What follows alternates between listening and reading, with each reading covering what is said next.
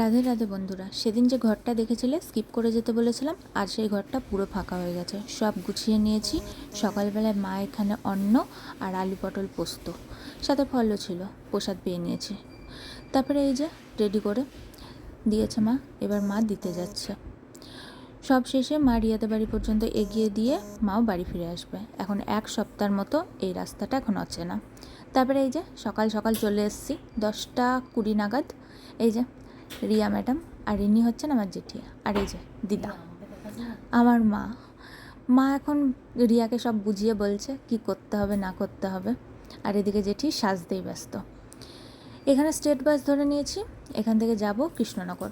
জেঠু এদিকে ভাড়া কালেক্ট করছে। একটুখানি বাস এসে পরপর দাঁড়াচ্ছে, কি বিরক্ত, গরমের মধ্যে অসহ্য লাগছে।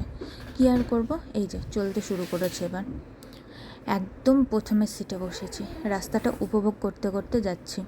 স্টেট তো, তাই 3টে বাস ওভারটেক করে একদম ঠিক টাইমে পৌঁছে গেছি। এই যে এনার ঘড়ির টাইমই ঠিক হচ্ছে না, সেই সকাল থেকে ঠিক করে চলেছে, স্মার্ট ওয়াচের টাইমই ঠিক করতে পারছে না। আর এত লাগেজ, 7টা মানুষের 15টা লাগেজ, এটা আমরা বলেই সম্ভব।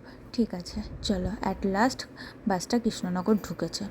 এখন এই দিকির করতে করতে জ্যাম পার করে তারপরে এখন কৃষ্ণনগর স্টেশনে পৌঁছাবে।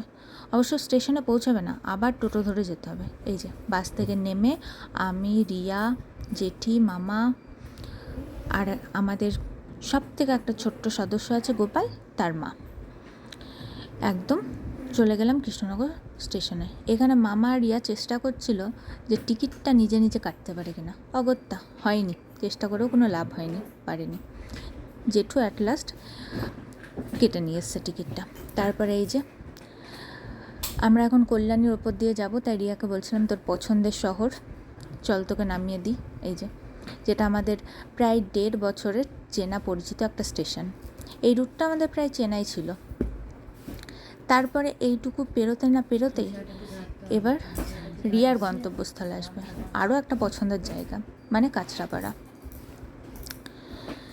তারপরে সেভাবে ভিডিও করা হয়নি, যেহেতু এটা গ্যালোপিন ছিল তাই সেরকম দাঁড়ায়নি, ঠিক টাইমে পৌঁছে দিয়ে দিয়েছি। তারপরে এই তো লাগেজগুলোকে সব ঠিক মতো নামিয়ে নিয়ে এখন শিয়ালদা স্টেশনে নেমে পড়েছি। আর এখানে রিয়ার বায়না, সবার লাগেজগুলো এক জায়গায় জড়ো করো, ছবি তুলব। আমি, রিয়া সবাই মিলে হাত ধরে, গোপালের হাত ধরে পৌঁছে গেলাম শিয়ালদা স্টেশনের বাইরে। এখান থেকে ট্যাক্সি আনতে গেছে, আর সেই ভাগ্যে আমি আর জেঠি গেলাম পেয়ারা কিনতে। আর এখানে বেলুনটা দেখো কত বড়, এই যে। তারপরে ট্যাক্সি ধরে নিয়ে আমি, মামা, রিয়া, জেঠি একটা ট্যাক্সিতে উঠে পড়েছি, আর বাকি 4 জন আর একটা ট্যাক্সিতে, মানে গোপাল, গোপালের মা, গোপালের বাবা আর জেঠু একটা ট্যাক্সিতে করে এখন এই হাওড়া স্টেশনে যাচ্ছি। কি বিভৎস জ্যাম, বিরক্ত ধরে যাচ্ছিল, আর তারপরে অসহ্যকর গরম। সত্যি এই কলকাতার রাস্তা দেখতে দেখতে প্রায় 1 ঘন্টা পর আমরা হাওড়ার ব্রিজটাকে দেখতে পেলাম। এই যে যেখান থেকে শুরু হয়েছিল আমাদের ভিডিও করা।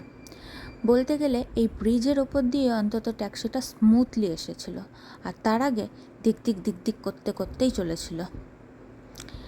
একটু জায়গা পেয়েছিল, তাই একটু ওভারটেক করে ওরা আগে বেরিয়ে গেল। কি আর করবো, চলো আমরাও ঠিক টাইমে পৌঁছে যাব। 8 নম্বর প্ল্যাটফর্ম। এই যে পাশে এই নদীটাকে দেখতে অপূর্ব সুন্দর লাগছিল। পাশের ওই ব্রিজটা কী ব্রিজ আমি আর রিয়া কেউ বলতে পারিনি, তোমরা কেউ জেনে থাকলে কমেন্টে অবশ্যই জানিও। এই যে মামা এদিকে গল্প করছিল, ব্রিজটার ব্যাপারে জানছিল। মনে কিছুটা আনন্দ আর ড্রাইভারের সাথে গল্প করতে করতে আমরাও আমাদের জায়গায় পাড়ি দিয়েছি। চারিপাশটা অপূর্ব সুন্দর লাগছিল। আর পাশে যে ভয়েসগুলো শুনতে পাচ্ছ সেগুলো একটু স্কিপ করে যেও, কারণ আমি, রিয়া আর জেঠি এখন এক রুমে বসে আছি। হ্যাঁ, কোথায় যাচ্ছি বলাই হয়নি, তবে নেক্সট ভিডিওতে অবশ্যই জানতে পারবে। ওটা সিক্রেট তো সিক্রেটই থাকুক। কোনো স্ট্যাটাস দিইনি, কোনো ফেসবুকে স্টোরি দিইনি। এখন চারিদিকটা উপভোগ করতে করতে যাচ্ছি। ভেবেছিলাম ঠান্ডার জায়গায় যাব, ভগবানের আর সহ্য হলো না, কি আর করব। সেখানকার টিকিট ক্যান্সেল করে অগত্যা এই গরমের দেশে চলে আসলাম। তো ভগবানের দর্শন তো, তাই আর গরমটাকে পাত্তা দিইনি। অবশেষে আমরা হাওড়া স্টেশনে পৌঁছেছি। এবার একটা বসার জায়গা খুঁজছি। এটাও একটা এক্সপ্রেস ট্রেন। এটা বেরোবে, তারপরে আমাদের দুন এক্সপ্রেস দেবে। নামটা শুনে হয়তো অনেকেই বুঝতে পারবে যে আমি কোথায় যাচ্ছি। এই যে 8:25 আমাদের ট্রেন ছিল। লাগেজ নিয়ে আমি, মামা, জ্যাঠা, জেঠি, কাকু, কাকিমা সবাই উঠে পড়েছি। ভগবানের অশেষ কৃপা, জানো তো, আমরা চেয়েছিলাম এরকম একটা জানলার ধারে ওই স্লিপার সিটগুলো, পেয়েও গিয়েছিলাম। রাত্রে ওখানে বসেই খাওয়া দাওয়া সব কিছু করেছিলাম, মাঝে একবার শুয়েও ছিলাম। তারপরে ভয়ে আমি আবার আমার সিটে চলে যাই। এই যে ইনি এখানে বসে আছেন, আর আমাদের রাতের খাওয়ার পরিকল্পনা হচ্ছে। এই যে আমাদের ছোট্ট সদস্য, যিনি মালা করছিলেন। আর এই ট্রেনটাকে দেখো, পুরো এসি।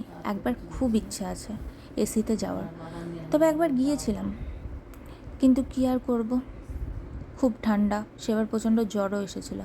আর এই যে ট্রেনে বসে বসে এখন দেখছি কতগুলো আমাদের স্টেশনে থামবে, প্রচুর দূর। দীর্ঘশ্বাস ফেলে আমাদের গন্তব্যের দিকে এগিয়ে চললাম। এই যে পাশ দিয়ে যখন ট্রেনগুলো যাচ্ছে না, খুব ভয়ও লাগছে। যেন একবার ফোনটা বের করে ভিডিও করতে গিয়েছিলাম, ফোনটা একদম এত হাওয়াতে কেঁপে উঠেছিল।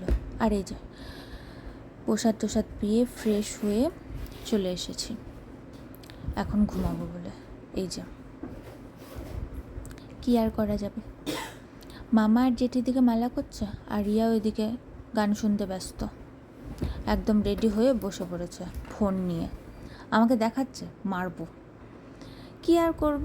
এই যে আজকের ভিডিওটা এই পর্যন্তই। ভালো লাগলে লাইক, কমেন্ট, শেয়ার আর সাবস্ক্রাইব করতে ভুলে যেও।